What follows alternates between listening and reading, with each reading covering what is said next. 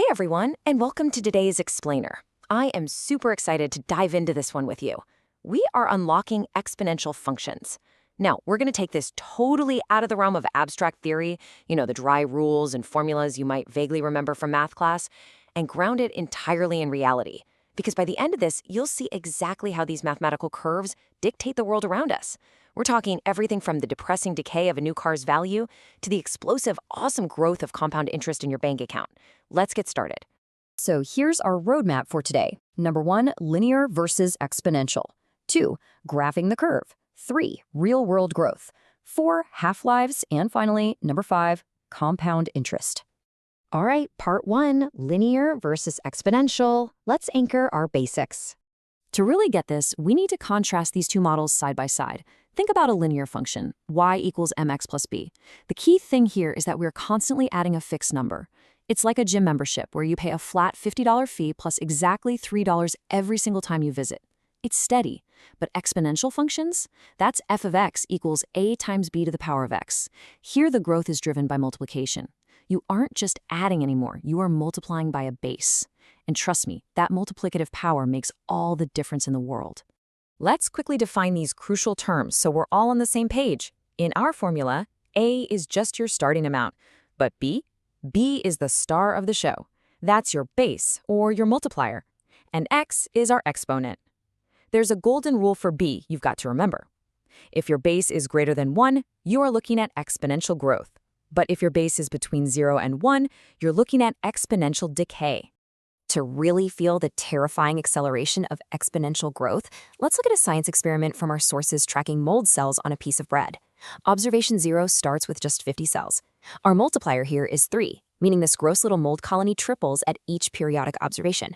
So by observation 1, we hit 150. By observation 3, we are already at 1,350. We're literally just multiplying by 3 each time, but because the outputs themselves keep getting larger, the jumps between the numbers become absolutely massive.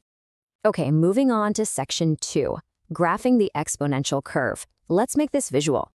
Graphing really illustrates just how explosive growth gets when our base is greater than 1. Think about the graph of y equals 10 to the power of x. Notice how flat it stays on the left side, but the absolute second it crosses into positive x values, boom, the curve shoots up incredibly rapidly. When x is just 1, y is already 10. The rate of increase is just staggering compared to smaller bases.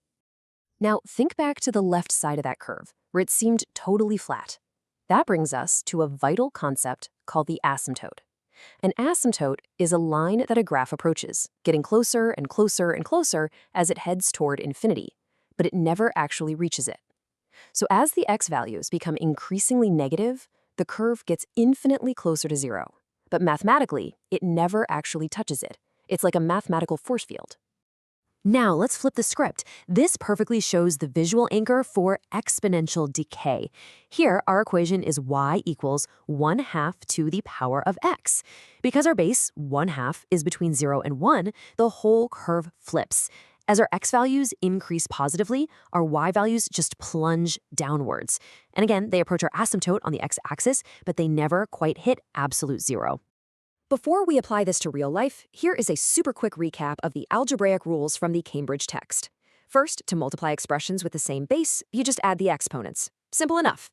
Second, your base must always be a positive real number other than 1. And third, as we just saw, the graph of y equals a to the negative x is just a mirror reflection across the y-axis of y equals a to the positive x.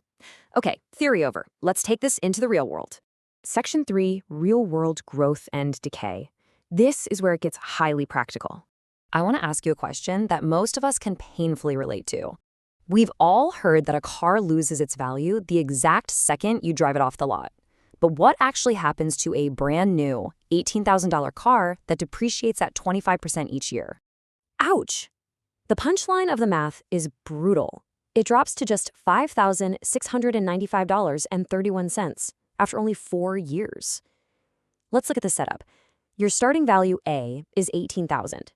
Because it loses 25%, our base, B, is 1 minus 0.25, giving us a decay factor of 0.75.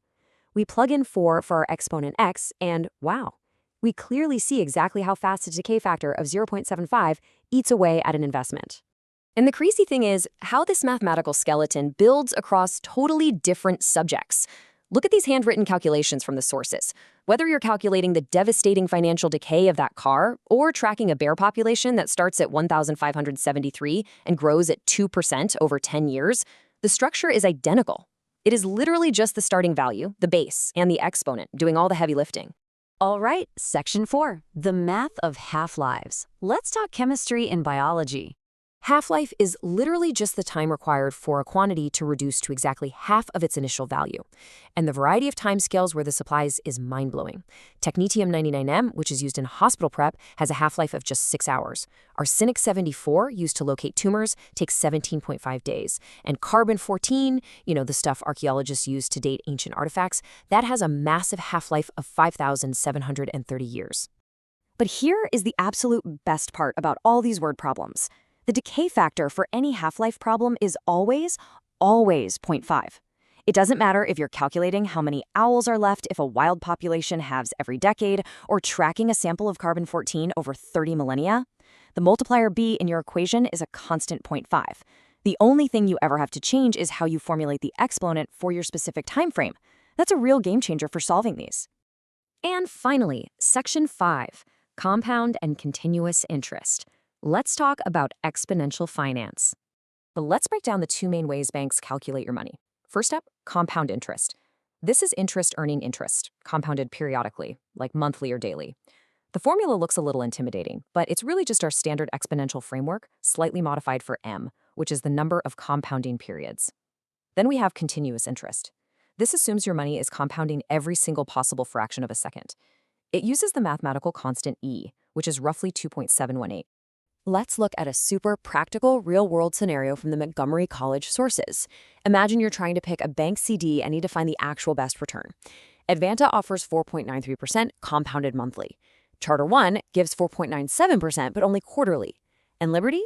They give 4.94% but compounded continuously. Just looking at these rates and compounding frequencies, it's pretty much impossible to compare apples to apples in your head, right? Enter APY, or annual percentage yield. This is exactly what comes to the rescue.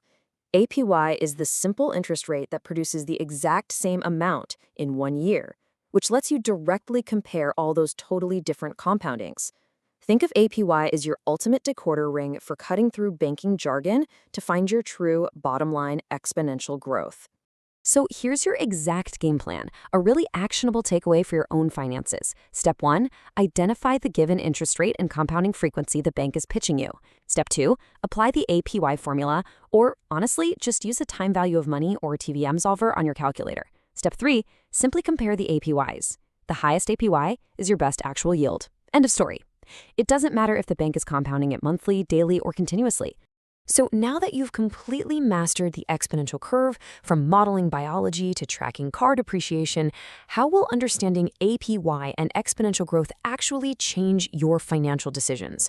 Think about that invisible multiplier effect the next time you invest your money or take out a loan. Thank you so much for joining me on this explainer. I really hope you feel empowered to leverage these new math skills out there in the real world. Keep learning, stay curious, and I'll see you next time.